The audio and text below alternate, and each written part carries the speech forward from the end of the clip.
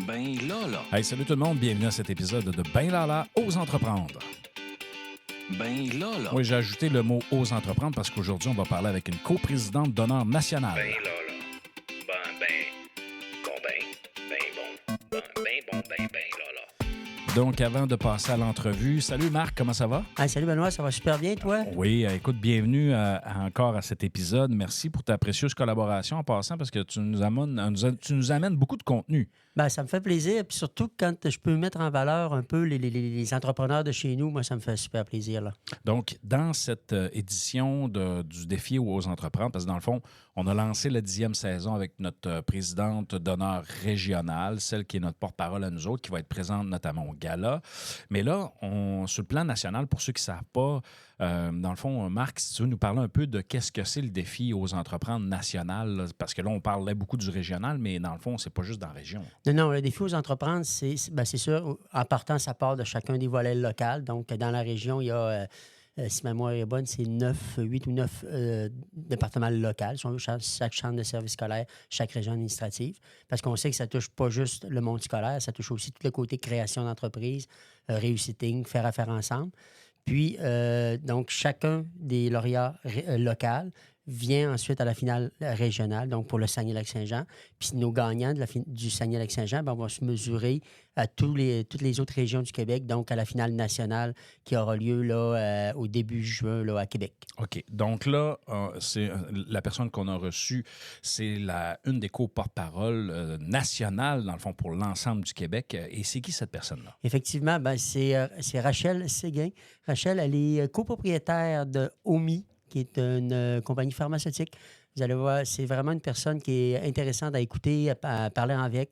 Moi, j'ai vraiment hâte qu'on l'interviewe, qu'on travaille avec elle. Ça va être quelque chose. Alors, voici notre invité de la semaine. Attention, attention. Voici notre invité de la semaine. Alors, Rachel, pour le bénéfice des gens qui nous écoutent, d'où vient OMI? Donc, OMI, ça vient à la base d'une idée qu'on a eue, Andrea et moi, alors qu'on était étudiantes, moi en chimie et elle était en administration des affaires. Puis, les deux, on avait l'emploi de cosméticienne le soir et la fin de semaine. Et comme cosméticienne, on se rendait compte que sur le marché, c'était très difficile pour les gens de trouver des produits adaptés à leur peau, particulièrement quelqu'un qui a, par exemple, de l'acné, des rougeurs, des rides, des taches. Souvent, on prend un produit puis c'est pas tout à fait adapté, puis on est insatisfait, donc on passe notre temps à changer de produit. Donc, on a voulu créer la première entreprise spécialisée en dermocosmétiques sur mesure. Donc, ça veut dire qu'on va créer des crèmes et des sérums uniques à chaque personne. Donc, c'est un petit peu comme si chacun avait son propre formulateur qui analysait sa peau et qui disait « Ah, tu as besoin de tel ingrédient, telle texture, telle odeur. » Puis, on conçoit le tout en laboratoire puis on l'expédie à la maison. Donc, évidemment, on a fait ça grâce à l'intelligence artificielle parce qu'on pouvait analyser la peau en ligne avec quelques questions. Puis, notre côté scientifique de ma part, qui est aussi, j'ai une maîtrise en sciences pharmaceutiques et de la part de toute notre équipe, on a des docteurs en pharmacie, d'autres chimistes qu'on utilise pour pouvoir créer des produits sur mesure pour chaque personne. Donc, en gros, si je vous résume, OMI, c'est né d'une idée de révolutionner l'industrie cosmétique qui était jusqu'à très récemment, on a acheté un produit sur les tablettes très général et on a voulu la rendre plus personnelle. Donc, voilà. Bon, mais je pense que ça a quand même bien réussi. Oui. Mais Marc, ce qui est impressionnant de ce que je comprends, c'est que la personne va sur votre site web avec quelques questions. Il y a une analyse qui est faite par rapport aux besoins et vous produisez le produit et vous le transmettez par la suite. C'est ça? Exact. Donc, dans le fond, on a beaucoup de volets à notre entreprise. Le premier volet, c'est qu'on analyse la peau avec l'IA ou on a aussi des gens qui peuvent analyser pour ceux qui sont moins IA. On a aussi des experts de la peau par téléphone, vidéoconférence. Mais c'est ça. Donc, on analyse avec l'IA. Donc, on a un volet tech. Ensuite, on a le côté formulation, recherche et développement pour le développement des formules. On a le côté manufacturing aussi. Donc, on fabrique tous les produits à la demande. Donc, c'est vraiment ça notre spécialité. On a des machines et tout qui font la fabrication des produits sur mesure. Puis, on a tout le volet, justement, logistique, expédition et marketing. Donc, c'est quand même une entreprise, je pense qu'on n'avait pas réalisé l'ampleur du défi quand on a lancé l'entreprise, mais aujourd'hui, on est fiers de l'avoir faite. Ouais. Je comprends parce que c'est toute une logistique entourant tout ça. Là. Ça a l'air facile, on fait ça en ligne, go, puis c'est parti. Mais je suis pas sûr que c'est juste ça, là. Non. Okay. Donc, c'est assez complexe, mais ça vaut la peine. Puis au final, notre mission, nous, c'était d'offrir des produits qui allaient vraiment avoir un impact et être plus performants que la moyenne sur le marché, justement parce qu'ils sont personnalisés. Puis récemment, on a levé une grosse ronde de financement de 11 millions. Puis ce qui a fait qu'on a levé autant d'argent avec notre entreprise, c'est parce que quand les investisseurs voyaient la fidélité de notre clientèle, ils n'avaient jamais vu ça dans l'industrie cosmétique avant. C'est vraiment la personnalisation. Ça marche autant qu'on pensait que ça allait marcher au départ, dans le sens que ça va faire des produits qui sont plus performants et plus adaptés à chaque personne. Donc, voilà. Donc, tu viens de répondre un peu à ma deuxième question. Je voulais savoir un peu qu'est-ce qui fait qu'Omi, c'est ce que c'est aujourd'hui. Donc, j'imagine, la fidélité de la clientèle est un des éléments, mais est-ce qu'il y a d'autres éléments qui peuvent...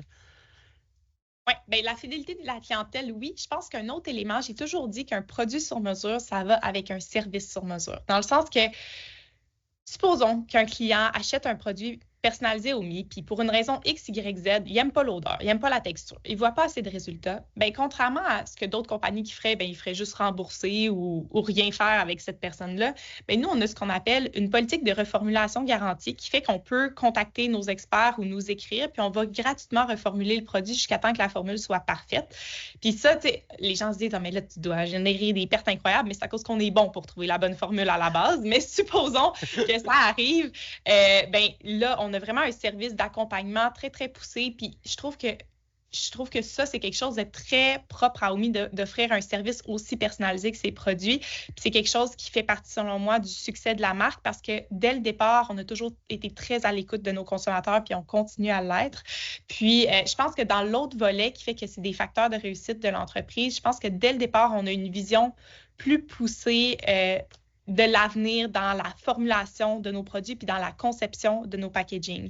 Dès le départ, moi, je disais que je voulais offrir des produits qui allaient être rechargeables. Je voulais des produits qui allaient utiliser des ingrédients avec un faible impact environnemental, de maximiser l'apport des ingrédients locaux. Donc, tout ça, c'est des choses qu'on a mis en place au courant des années. Puis aujourd'hui, Omi, on est une marque qui est certifiée B Corp. On a offert les premiers produits personnalisés rechargeables au monde. Fait qu'il y a une notion aussi éco-responsabilité, je veux dire conscience, bienveillance auprès de notre société puis de l'environnement qui est au cœur de l'entreprise puis qui guide aussi beaucoup de nos décisions. Des fois, je suis un petit peu perfectionniste là, dans la création de nos produits, mais je trouve que c'est important parce que ça peut être facile de regretter de ne pas avoir pris le temps de choisir un emballage qui allait avoir un plus faible impact, même s'il coûte un petit peu plus cher. T'sais, sur le long terme, c'est des décisions d'aujourd'hui qui ont un impact sur demain. Donc, je pense que ça, c'est toutes des choses qui font aussi qu'on réussit bien. Puis d'ailleurs, on est rentré dans les Jean Coutu et les Brunet récemment dans 450 points de vente avec nos produits qui ne sont pas personnalisés. Parce qu'on en a aussi, on a des nettoyants, des crèmes, on a des choses qui ne sont pas personnalisées aussi. Puis je pense que notre élément différenciateur sur le marché qui est le retail, donc dans les Jean Coutu et les Brunet, bien, c'est vraiment qu'on a non seulement des produits qui sont performants, mais qu'il y a aussi une éco-conscience derrière. Donc, si on scanne nos produits avec des apps comme Yuka qui analysent les ingrédients, bien, ça va toujours sortir vert. Donc, on est très conscient de notre impact. Puis, je pense qu'on fait à la fois des produits performants avec une conscience. Donc, voilà. Mais comment est-ce qu'on se bat face à une industrie qui est quand même dominée par des grandes entreprises? Parce que dans cette innovation-là, je trouve ça vraiment intéressant ce que tu racontes parce que puis aussi un peu les fondements de l'entreprise, mais souvent ce qui arrive, c'est la personnalisation, ça coûte plus cher, il y a moins de volume. Donc là, de ce que je comprends, c'est que vous avez automatisé en quelque sorte ce système-là pour être capable d'être performant. Mais bref, je reviens un peu à ma question initiale. Comment est-ce qu'on se bat face aux grands du marché? Oui, je crois que la clé du succès pour nous, pour se battre face à eux dès le départ, ça a été de faire quelque chose qu'eux ne pouvaient pas faire facilement. Donc, pour des L'Oréal ou des grandes entreprises de ce monde, de faire de la personnalisation comme nous, on le fait, c'est de changer l'entièreté de leur chaîne logistique. Donc, tu sais, ça reste que la personnalisation, ça apporte une notion puis des méthodologies de travail qui sont très différentes. Puis nous, on a construit une entreprise pour qu'elle soit optimisée autour du volet de la personnalisation. Donc, cet élément-là nous a permis d'avoir des avantages compétitifs par rapport au L'Oréal de ce monde qui ne pouvait pas nécessairement faire ça rapidement. L'autre l'autre point aussi, c'était la façon de commercialiser. Le fait qu'on ait commencé directement par le web, le direct-to-consumer, l'avantage que ça a, c'est que tu n'as pas besoin de passer par les réseaux de distribution qui prennent des très grandes marges. Donc, un réseau de distribution, ça prend pas loin de 50 % de marge dans notre industrie. Donc, ça reste que le fait qu'on soit direct-to-consumer, ma crème, j'ai toujours voulu qu'elle soit à un prix accessible, ma crème personnalisée. Donc, elle est chez Omi, elle est 64,99 la crème personnalisée, puis la recharge. Non, c'est la recharge, puis 69,99 le total, excuse-moi. Mais c'est un prix accessible. Puis comment est-ce qu'on a pu faire ça? C'est parce qu'on évitait le réseau de distribution dès le départ. Ça nous permettait d'avoir des marges qui soient correctes. Sinon, ma crème personnalisée, il aurait fallu que je la vende 130, 140 $ qui n'aurait pas permis une croissance aussi rapide de l'entreprise parce que le marché adressable est plus petit. Donc, je pense que c'est cette notion-là de la méthode de commercialisation, donc de commencer sur le web, ça nous a donné la marge nécessaire pour pouvoir adresser le marché et avoir les marges pour créer les soins sur mesure à un prix accessible.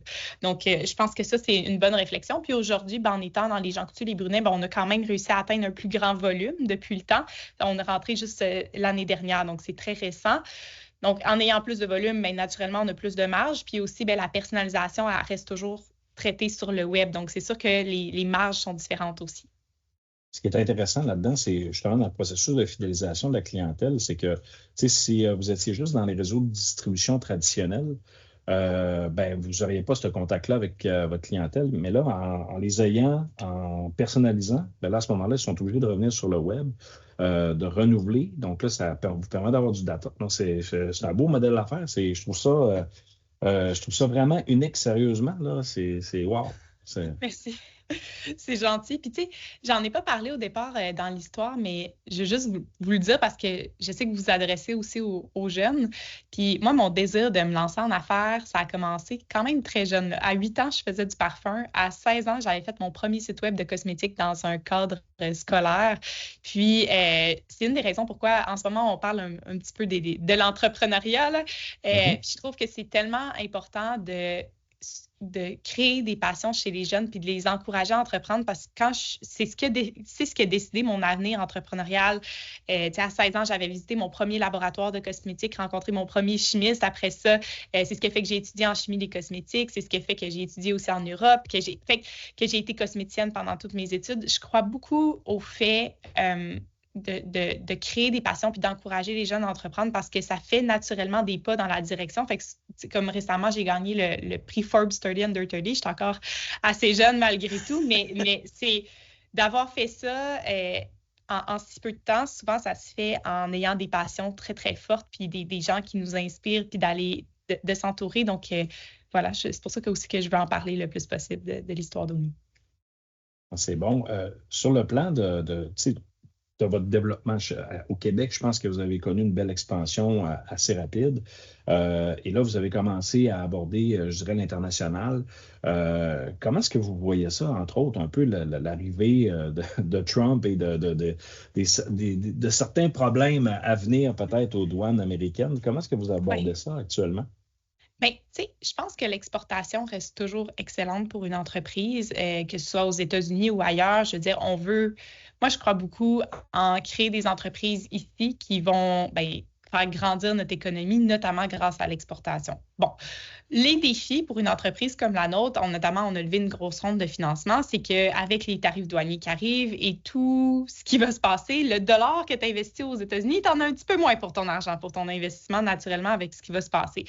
Et avec les changements de mentalité qui ont lieu aussi aux États-Unis actuellement.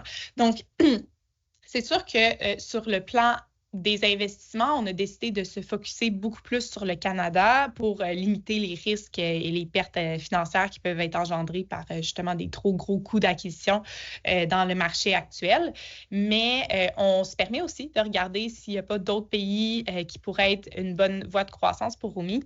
Ça reste que notre niveau de difficulté par rapport à d'autres entreprises dans la croissance internationale, elle est plus élevée pour la simple raison qu'on est personnalisé. Je ne peux pas prendre un container de produits et l'envoyer en Europe. Parce qu'en réalité, pour que moi, je fasse de l'exportation en Europe, ça me prendrait un laboratoire en Europe qui fabrique les produits à la demande, ce que j'appelle une micro-factory. C'est notre voie de croissance qu'on voyait, mais avant d'ouvrir une micro-factory, il faut quand même que tu aies fait des bonnes études de marché. Il faut que tu sois solide là, avant de faire ce type de move-là. Donc, c'est sûr que pour l'instant, on fait beaucoup d'analyses de marché. On s'assure que les prochaines grandes étapes soient bien planifiées. Donc, je n'ai pas de scoop à vous mentionner aujourd'hui, mais ça reste que je pense que c'est important de faire des bonnes analyses. Puis, c'est sûr qu'on a des défis supplémentaires pour notre croissance internationale, vu les coûts d'expédition des produits un par un dans un autre marché. On ne peut pas travailler avec ce qu'on appelle les 3PL traditionnels. Tu envoies tes produits, puis eux, ils font l'expédition sur un marché. On ne peut pas faire ça chez Omi. Donc, ça, c'est sûr que c'est un bon défi supplémentaire à la croissance internationale. Peut-être un laboratoire européen dans lequel vous allez pouvoir adapter les produits à partir de là. C'est peut-être des possibilités. En fait, je vais poursuivre peut-être un peu plus sur l'entrepreneuriat parce que merci pour ce partage-là de contenu fort pertinent. Dans le fond, tu as parlé un peu de ton histoire, de ta jeunesse, qu'est-ce qui t'a amené un peu à l'entrepreneuriat. Je pense que l'idée de Omi vient justement de ce choc d'idées avec une collègue universitaire. Tu pourrais-tu nous parler un peu de ces années-là? Tu sais, dans le fond, qu'est-ce qui t'a poussé à diriger vers l'entrepreneuriat? Puis, tu sais, oui, avec ton historique que tu nous as raconté, mais à partir du moment où tu décides, bon, OK, je pense qu'on a de quoi, là, c'était quoi les éléments déclencheurs, l'étincelle qui a pris feu à ce moment-là? Mais dans le fond, j'étais lors de mon baccalauréat en chimie. J'ai fait ma 2e année à Bordeaux. Puis quand je suis revenue, il fallait que je me trouve un stage. Puis je voulais vraiment avoir un stage qui permette de développer mon côté entrepreneurial. Puis j'ai eu la chance de tomber sur une start-up qui s'appelait Materium, qui travaillait dans le domaine de la silice. Et cette entreprise-là visait à développer le côté plus cosmétique de la silice. Donc, ils voulaient faire de l'encapsulation d'ingrédients, puis de pigments, puis de choses comme ça. Donc, moi, j'ai appliqué pour un stage là-bas et c'était une toute petite équipe. Donc là, moi, je travaillais directement avec la présidente puis un chimiste. C'était une petite équipe. Puis dès que je suis arrivée, la première chose, on partait à New York, on s'en allait à un show pour voir j'ai été rapidement amenée à prendre confiance en moi, à prendre du leadership. Dans cette première, je dirais, expérience en start-up, j'ai eu la chance de développer moi-même des produits, de les présenter même à Estée Lauder puis à des grandes marques. Là, c'était quand même fou de monter mon propre booth dans un show aux États-Unis, de monter mon matériel. Bref, j'ai eu la chance dans un stage d'être une genre d'entrepreneur, puis d'avoir la chance d'avoir la confiance de la présidente de l'organisation. Puis suite à ce stage-là, je me suis dit, là, je me sens prête. Là, je me sens prête à croire en mes idées puis à entreprendre parce que je pense que la présidente que j'ai rencontrée m'a beaucoup inspirée jusqu'à aujourd'hui dans qui je suis comme entrepreneur puis qu'est-ce qui est pour moi des valeurs, du leadership, etc. Mais aussi, elle m'a donné confiance en moi à plusieurs niveaux. Fait que quand je suis revenue de ce stage-là qui était à Grenby, je suis revenue à Québec, puis j'ai décidé d'approcher Entrepreneuriat Laval puis de monter mon premier plan d'affaires qui s'appelait Crème Création à la base, juste pour vous dire. Puis c'était de la cosmétique personnalisée, des crèmes sur mesure. Je le voyais un peu comme un bar à crème, là, je vais dire ça comme ça. Puis je le pitchais, puis là, je me disais, oh mon Dieu, mais comment je vais faire pour faire ça? Ça me paraissait comme une montagne, justement. Puis c'est à peu près au même moment que mon associé Andrea parlait d'un projet entrepreneurial en cosmétique personnalisée dans la faculté d'administration. Puis, il y a quelqu'un qui nous connaissait toutes les deux qui nous a mis en relation. Donc, c'est un peu comme ça que c'est né. Moi, j'étais encore en résidence à l'Université Laval. J'étais originaire de Montréal à la base. Donc, au tout début, on a transformé ma chambre en laboratoire. C'était fou. Je ne pouvais même plus dormir dans ma chambre parce que ça sentait trop fort. Fait que j'ai dormi, je pense, pendant je ne sais pas combien de temps avec mon chum du temps dans un petit lit simple. Puis, ma chambre, c'était le premier labo. Fait que, tu sais, on a passé à travers toutes sortes de choses ensemble. On a eu des beaux défis. Ensuite, on a pu faire partie de l'Université Laval qui nous ont incubés à travers des laboratoires. On a vraiment eu un beau parcours à partir de là qui a été vraiment étape par étape. On a eu la chance d'avoir le soutien de la communauté à travers des concours entrepreneuriaux parce que nos actifs, Andrea puis moi, c'était une auto à 2000 $. C'est tout ce qu'on avait. Il n'y avait pas de maison à prendre en garantie. Fait qu'au final, quand on allait voir les financiers, on n'avait pas grand-chose à part un plan d'affaires. Donc, le fait d'avoir eu le soutien de concours comme le défi aux entreprendre, Force à venir, écoute, on en a gagné beaucoup, beaucoup. Bien, ça nous a donné des sous pour financer notamment notre recherche. Puis, on est allé aussi chercher de l'argent avec le Conseil national de recherche du Canada. On a monté un gros projet de recherche pour démontrer l'efficacité des soins personnalisés sur plusieurs problématiques de peau à la fois, notamment pour des personnes qui ont une peau à tendance acnéique avec des rougeurs puis la sensibilité. Fait que, bref, on a comme pu faire des montages financiers pour nous permettre de financer notre recherche à la base. On a commencé sur le marché avec pas notre produit core qu'on a aujourd'hui, mais on a commencé quand même à faire des ventes avec certains produits pour essayer d'aller chercher des premières ventes pour démontrer qu'on avait de l'intérêt de l'attraction. Donc, ça a pris environ 1 an et demi pour lancer nos crèmes personnalisées sur le marché, qui sont notre produit numéro 1 jusqu'à ce jour, qui ont eu plusieurs versions. Là, c'est sûr qu'il y a eu des évolutions au fil du temps, mais c'est ça. Donc, ça a été vraiment une belle période.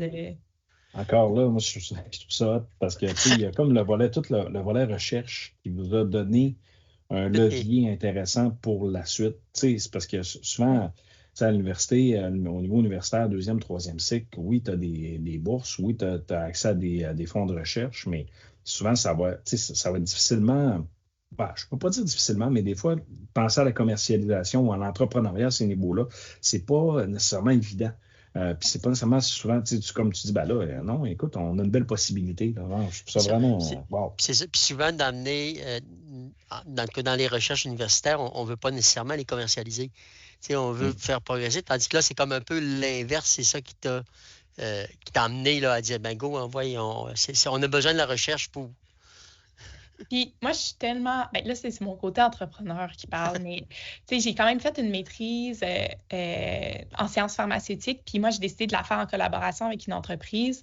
Puis aujourd'hui, il y a des avancées sur le produit que j'ai étudié pendant ma maîtrise. Je trouve ça génial parce qu'il y a aussi un volet commercial à ça. Puis je réalise que plus les universités vont être alignées avec des besoins commerciaux présents au futur, plus l'impact va être grand. Puis, je pense notamment à des industries complètes qui ont été développées, toute l'optique photonique, entre autres dans la ville de Québec, qui est très, très fort.